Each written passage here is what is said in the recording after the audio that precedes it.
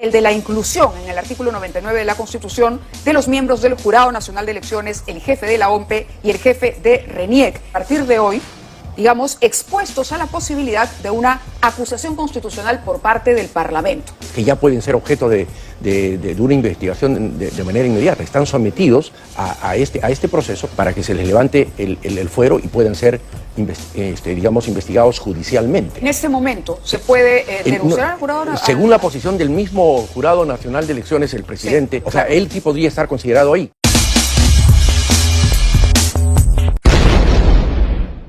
Estas son buenas noticias. Por fin, Salas Arenas y Corbeto serán echados y ya no serán las cabezas de la OMPE y el Jurado Nacional de Elecciones y pagarán sus delitos en prisión. Y es que el Tribunal Constitucional ha emitido su último fallo y les han quitado el blindaje, su inmunidad a los jefes de los organismos electorales del Jurado Nacional de Elecciones, OMPE y RENIEC. Esto permite por fin someter a juicio político a Salas Arenas y a Corbeto y sacarlos de sus cargos. Y así lo anunció el expresidente del Tribunal Constitucional, Óscar Urbiola. Quería conversar con usted sobre estos fallos que hemos conocido el día de ayer del Tribunal Constitucional, que prácticamente le han declarado fundadas las demandas competenciales que había presentado el Congreso de la República, en el caso, por ejemplo, de la elección y designación del Defensor del Pueblo, en el caso de la SUNEDU, ¿no?, de la aplicación de la norma que hace cambios en el Consejo Directivo, pero el tema más delicado, digamos, al cabo de las horas que han transcurrido, parece ser el de la inclusión en el artículo 99 de la Constitución de los miembros del Jurado Nacional de Elecciones, el jefe de la OMPE y el jefe de RENIEC, que estarían a partir de hoy, digamos, expuestos a la posibilidad de una acusación constitucional por parte del Parlamento. Bueno, eso requeriría una reforma constitucional para modificar el artículo 99, pero tiene que ir por el proceso de reforma constitucional. Pero creo que lo adecuado, esta es una exhortación que ha hecho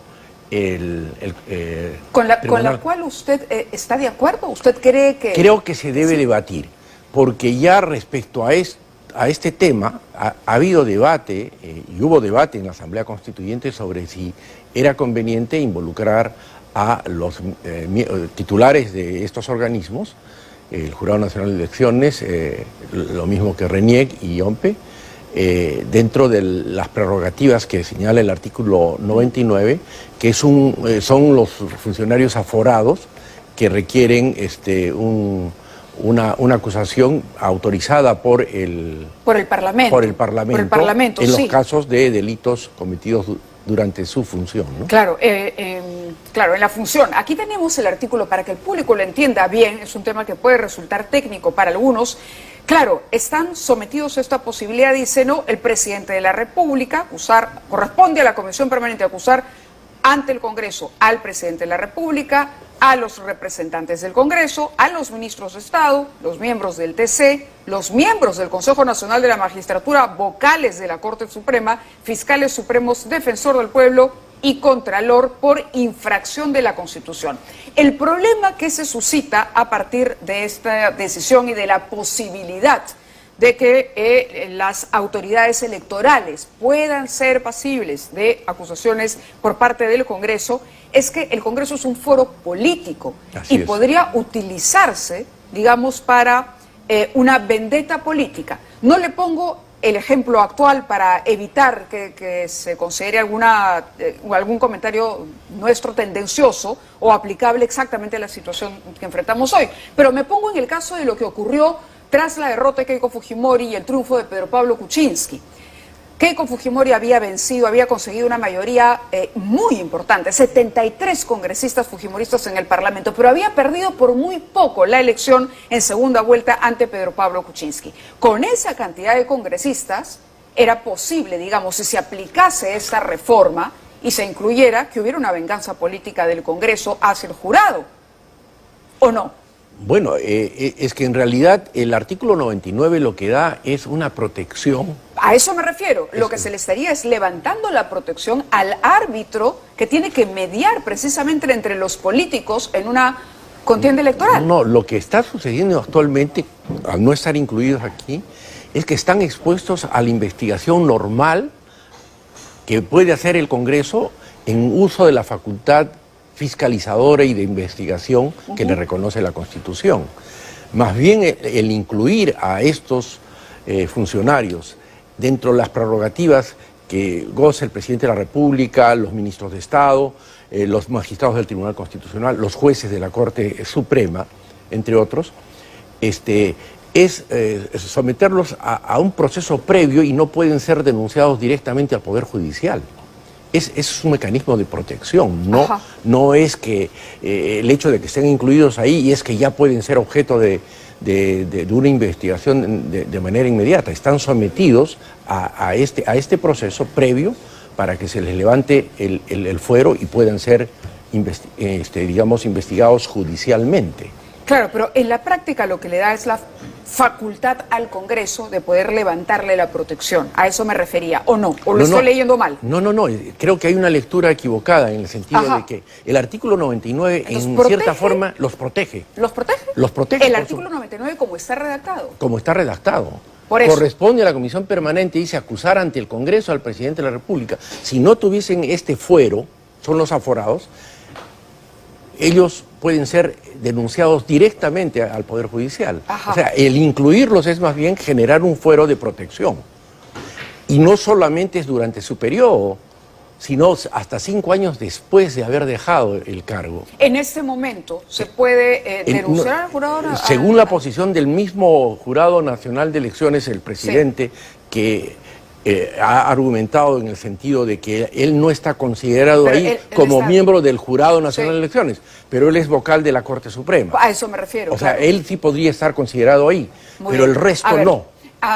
Se ha venido alterando los procedimientos y se ha utilizado el procedimiento de amparo, que es un procedimiento de garantía constitucional para la persona humana respecto a la violación de los derechos constitucionales, para hacer control de constitucionalidad orgánica, podríamos decir, cuando hay otros procedimientos como el de inconstitucionalidad y el competencial. Se ha desnaturalizado y se han alterado las competencias del Congreso. Esta contienda de competencia que planteó el Congreso es una reacción precisamente a esta desnaturalización, ¿no?, del control constitucional que deben hacer los jueces constitucionales respecto a los derechos fundamentales de la persona. Claro, uno dice, no está con estas decisiones el Tribunal Constitucional desdibujando la línea que hay entre la administración de justicia y el debate político y otorgándole, digamos, provocando un desequilibrio que empodera al Congreso. No, restituye las funciones que fueron alteradas. Esta contienda de competencia en la figura jurídica procesal viene a ser una contienda de competencia por menoscabo de las competencias. Me explico. El Poder Judicial, en el ejercicio de su labor jurisdiccional al resolver un caso, que tiene competencia para eso, está haciéndolo de tal forma que está invadiendo las competencias del Congreso de la República, y eso es inconstitucional, porque la Constitución le da al Congreso de la República la facultad de elegir a los magistrados del Tribunal Constitucional, al defensor del pueblo, a los miembros del directorio del Banco Central de Reserva. Y un amparo no puede ejercer control respecto de esta competencia del Congreso de la República y que se desarrolla de acuerdo a los reglamentos que están establecidos. De acuerdo. El amparo es un proceso de garantía de los derechos individuales de la persona.